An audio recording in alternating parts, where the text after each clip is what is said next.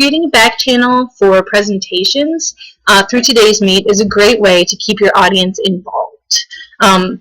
We've all been in classes where we're lecturing or giving a demonstration on something, and our class looks like this. Probably not as old, but they look like this. They're bored. They don't have any interaction, no engagement.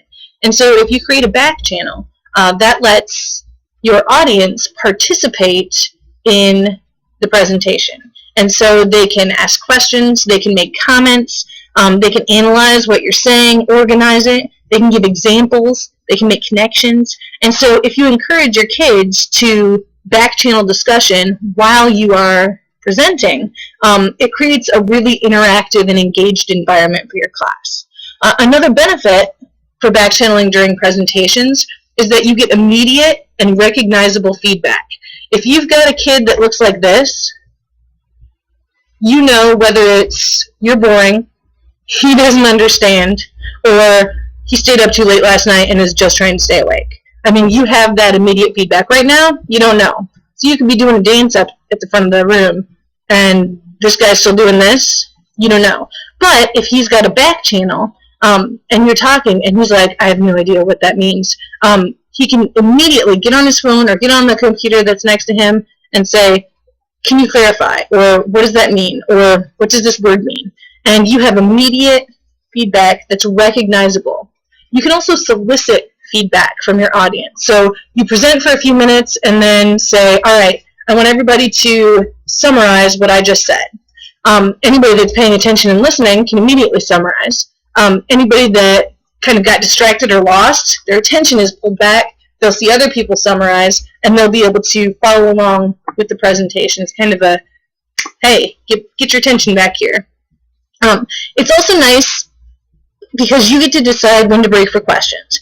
If you are giving a presentation and somebody puts their hand up, you have no idea what they're going to say. It could be, I need to go to the bathroom. It could be, is this what you mean? It could be, can you clarify this for me? You have no idea what that hand in the air means. But if you're back channeling through your presentation, you don't have hands in the air. Okay? You also don't have kids that are waiting for you to get back to them with their hand in the air, waving it around, distracting everybody as you're trying to talk. All you want to do is get to the end of your sentence so that it makes a good place to stop, and this kid is just, answer my question. And so if you back channel and you teach kids to back channel, then you've got the question, you can see that the student has a question, you know exactly what that question is, and you can choose the time when you're going to stop your presentation and answer that question.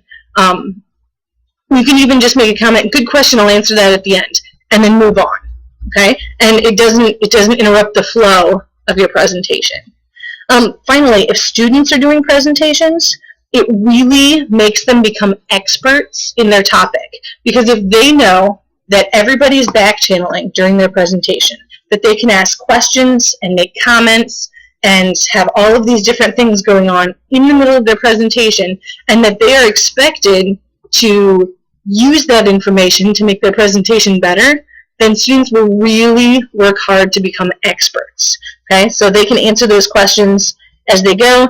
Becoming an expert is vital because they know that they're going to get questions. And that's how using back channels for presentations in today's Meet will work for your classroom.